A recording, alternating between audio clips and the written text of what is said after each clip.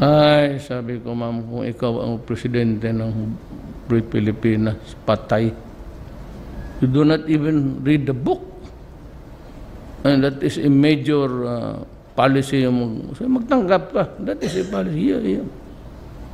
Ngayon, kung you are able to solve a crime, tapos bigyan ka ng Mercedes-Benz, putang ina, kalukuhan na yan. Ibig sabihin, tinakot mo na yung nakidnap na ako na kikidnap sa iyo sunod. Mercedes, usually man, ma'am, kasi 21 years ako mayor, si Aileen, chief of staff ko. Karamihan nakikita ko magpadala ng pansit o lechon. Ano pa ba dyan sa kainin lang yan? Ang akin lang noon sa Davao, do not demand, huwag kang maghingi. Pero kung ibigay, after sa trabaho, ginawa mo, pinakita mo, tanggapin mo.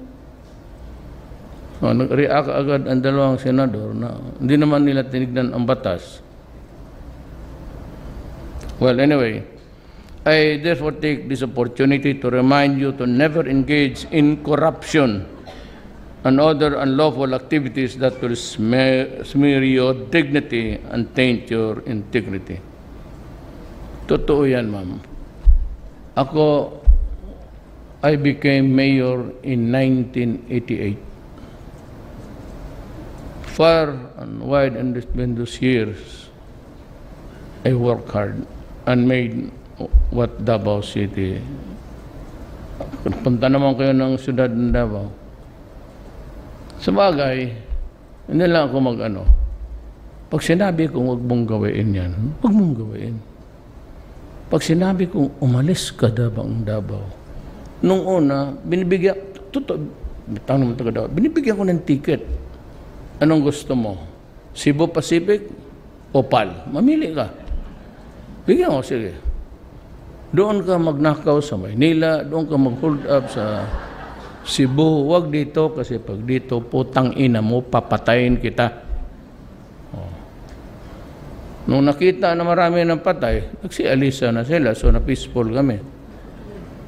Kung sino yung pumatay, yan ang problema.